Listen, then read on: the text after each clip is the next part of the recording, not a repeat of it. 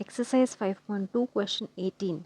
The sum of fourth and eighth term of an AP is 24. अगर fourth term को और eighth term को आप ऐड करोगे तो 24 मिलेगा. The sum of six and tenth term is 44. अगर सिक्स और टेंथ को ऐड करेंगे टर्म को तो 44 मिलेगा.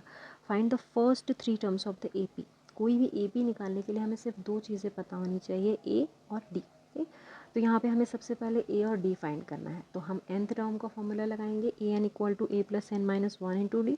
क्वेश्चन में हमको फर्स्ट कंडीशन क्या दे रखी है कि फोर्थ टर्म और एट्थ टर्म को ऐड करोगे तो 24 आएगा. तो हमने यहाँ लिख दिया a four plus a eight equals to 24. A four कितना हो जाएगा, a plus three d plus a plus seven d equals to 24. ठीक, अब ए प्लस ए हो गया 2a, 3 प्लस 7 हो गया 10 और ये 24. पूरी इक्वेशन इवन नंबर है तो 2 से डिविजिबल है. हमने यहाँ लिख दिया a plus five D equals to 12. इसको पूरी इक्वेशन को 2 से डिवाइड कर दिया और इसको नाम दे दिया इक्वेशन नंबर 1. अब जो सेकंड कंडीशन दी है वो क्या दे रखी है कि जो सिक्स्थ टर्म है और टेंथ टर्म है उसका एडिशन करोगे तो 44 आएगा.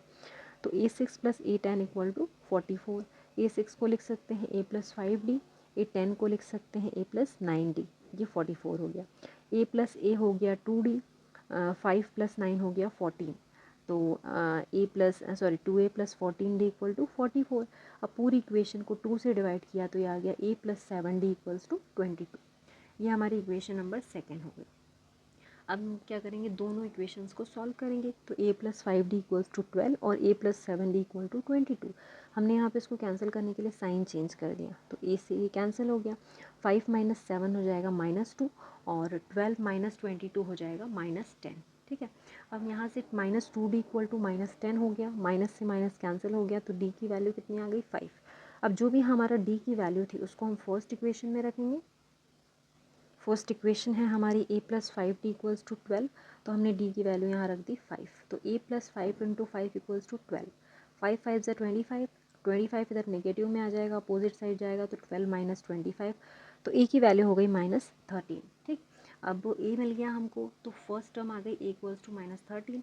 अब सेकेंड टर्म निकालने के लिए क्या करेंगे, जो भी हमारी फर्स्ट टर्म थी उसमें d को ऐड कर दो क्योंकि हमने तो a और d दोनों ही फाइंड कर लिया है ना.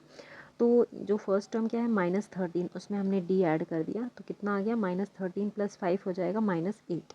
थर्ड टर्म भी निकालनी है तो a3 इज इक्वल टू हो जाएगा a2 प्लस डी. तो a2 आया था -8 और d है 5 तो -8 प्लस 5 हो गया -3. तो ये हमारी आ गई a3 की वैल्यू.